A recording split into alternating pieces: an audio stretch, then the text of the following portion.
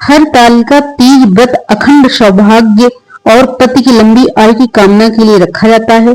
इस वर्ष 26 अगस्त दिन मंगलवार को हरतालिका तीज व्रत रखा जाएगा।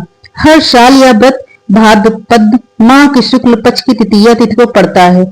इस व्रत हरतालिका तीज व्रत की पूजन विधि हरतालिका तीज की पूजन विधि हर साल यह व्रत जो है भाद्र शुक्ल पक्ष की तृतीया तिथि को पड़ता है। इस व्रत में भगवान शिव और पार्वती की पूजा की जाती है। इस दिन सुहागिनी महिलाएं पूरे दिन निर्जला उपवास रखती हैं। यह व्रत सुहागिन महिलाओं के लिए अत्यंत महत्वपूर्ण माना जाता है। वही उत्तम वर की कामना के लिए अविवाहित कन्याएं भी पूरी श्रद्धा से यह व्रत रखती हैं। पौराणिक मान्यताओं के अनुसार इसी कठिन व्रत के तपस्या के प्रभाव से माता पार्वती ने भगवान शिव के पति रूप में प्राप्त किया था, इसलिए इसका महात्म्य और भी बढ़ जाता है। हरतालिका तीजा विधि क्या है? हरतालिका तीज में श्री गणेश भगवान शिव पार्वती की पूजा की जाती है। सबसे पहले मिट्टी से तीनों की प्रतिमा बनाएं और भगवान गणेश को तिलक करके दुर्वा अर्पित करें।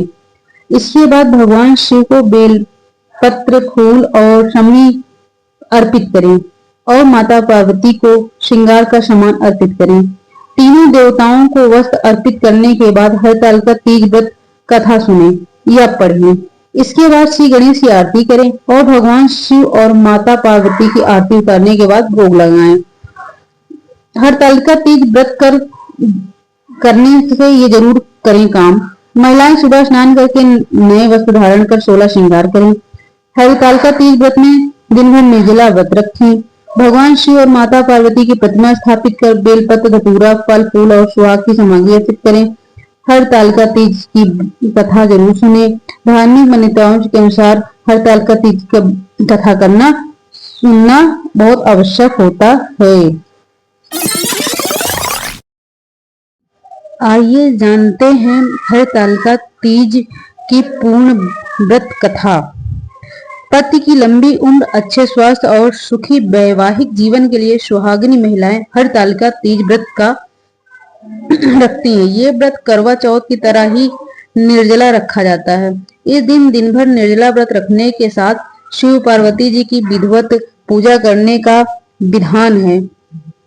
आज हरतालिका तीज पर रवि योग, बुधद्वितीय योग सहित कई शुभ योगों का निर्वाण हो रहा है। आज सुबह शिव पार्वती की पूजा करने के साथ प्रदोष काल के समय माता पार्वती शिव जी की विधिवत पूजा करने के साथ कथा पढ़ने का विशेष महत्व है। हिंदू पंचांग के अनुसार भाद्रपद मास के शुक्ल पक्ष की तृतीया तिथि को हरतालिका तीज का व्रत रखा जाता है। इस दिन केले के पत्ते बंधनवार से एक मंडप तैयार किया जाता है।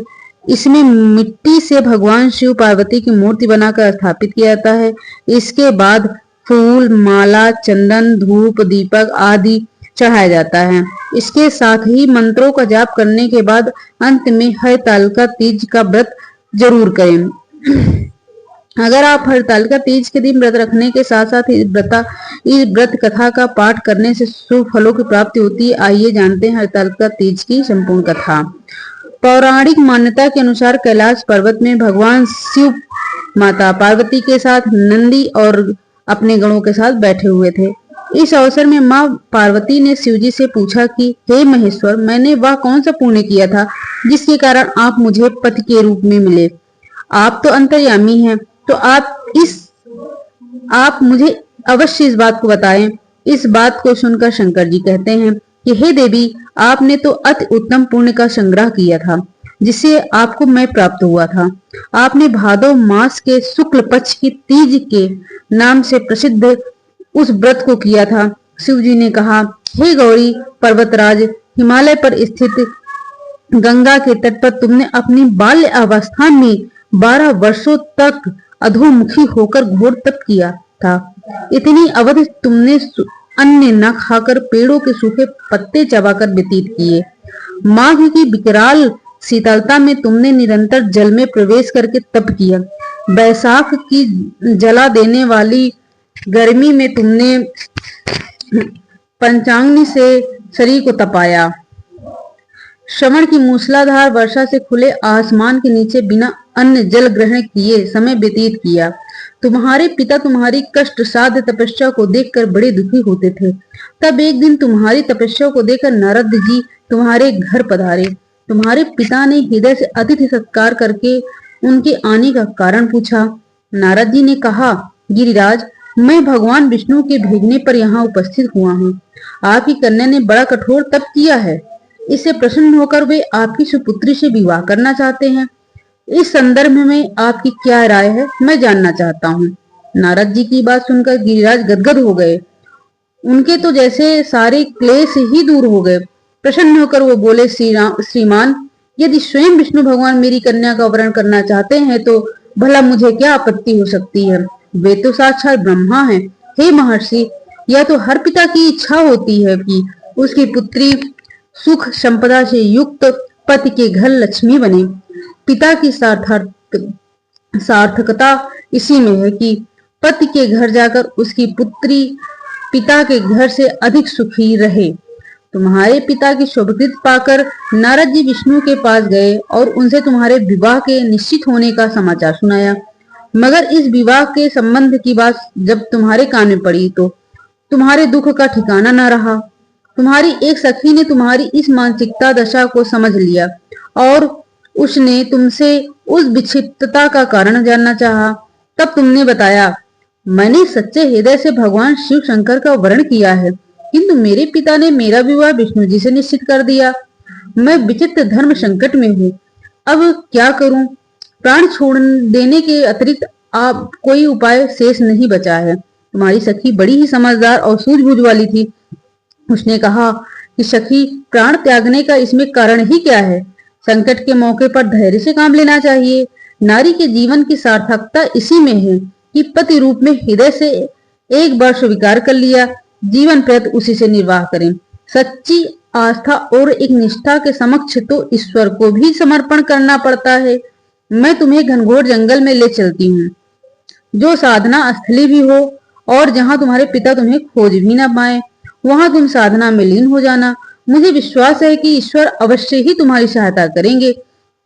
तुमने ऐसा ही किया। तुम्हारे पिता तुम्हें घर पर न पाकर बड़े दुखी तथा चिंतित हुए। वे सोचने लगे कि तुम जाने कहाँ चली गई हो। मैं विष्णु से उसका विवाह करने का प्रण कर चुका हूँ। यदि भगवान विष्णु बारात लेकर आएंगे तो कन्या घर पर नहीं हुई तो बड़ा अपमान होगा। मैं तो कहीं मुंह दिखाने की योग्य भी नहीं रहूंगा। यही सब सोचकर गिरिराज ने जोर शोर से तुम्हारी खोज शुरू कर दी। इधर तुम्हारी खोज होती रही और उधर तुम अपनी सखी के साथ नदी के तट पर एक गुफा में मेरी आराधना में लीन थी। भाद्रपद शुक्ल तृतीया को हस्त नक्षत्र था। उस दिन तुमने रेत के शिवलिंग का निर्माण करके व्रत किया। रात भर मेरी अस्तुत के गीत गाकर जागी। तुम्हारे इस कष्ट साध्य की तपस्या के प्रभाव से मेरा आसन डोलने लगा। मेरी समाधि टूट गई। मैं तुम्हारे समक्ष जा पहुंचा और तुम्हारी तपस्या से प्रसन्न होकर तुमसे वर मांगने के लिए कहा। तब अपनी तपस्या के फलस्वरूप मुझे अपने समक्ष पाकर तुमने कहा, मैं हृदय से आपको पति के रूप में वर्ण कर चुकी हूँ। यदि आप सचमुच मेरी तपस्या से प्रसन्न होकर आप यहाँ पधारे हैं तो मुझे अपनी अर्धांगिनी के रूप में स्वीकार कर लीजिए। तब मैं तथास्तु कहकर कैलाश पर्वत पर लौट आया। प्रातः होते ही तुमने पूजा की समस्त सामग्री को नदी में प्रवाहित करके अपनी सहेली सहित व्रत का पारण किया। उसी समय अपने मित्र बंधु व दरबारियों सहित गिरिराज तुम्हें खोजते खोजते वहां आ पहुंचे और तुम्हारी इस कष्ट साध्य तपस्या का कारण तथा उद्देश्य पूछा। उस समय तुम्हारी दशा को देखकर गिरिराज अत्यधिक दुखी हुए और पीड़ा के कारण उनकी आंखों में आंसू मर गए थे। तुमने उनके आंसू पोंछते हुए विनम्र स्वर में कहा, पिताजी, मैंने अपने जीवन का अधिकांश समय कठोर तपस्या में बिताया है। मेरी इस तपस्या का उद्देश्य केवल यही था कि मैं महादेव को पति के रूप में पाना चाहती थी। आज मैं अपनी तपस्या की कसौटी पर खरी उतर चुकी हूँ। आप क्योंकि विष्णु जी से मेरा विवाह करने का निर्णय ले चुके थे, इसलिए मैं अपने आराध्य की खोज में घर छोड़कर चली आई। अब मैं तुम्हारे साथ इसी शर्त पर घर जाऊंगी कि अब मेरा विवाह विष्णु भगवान से न करके महादेव जी से करेंगे। गिरिराज मान गए और तुम्हें घर ले गए।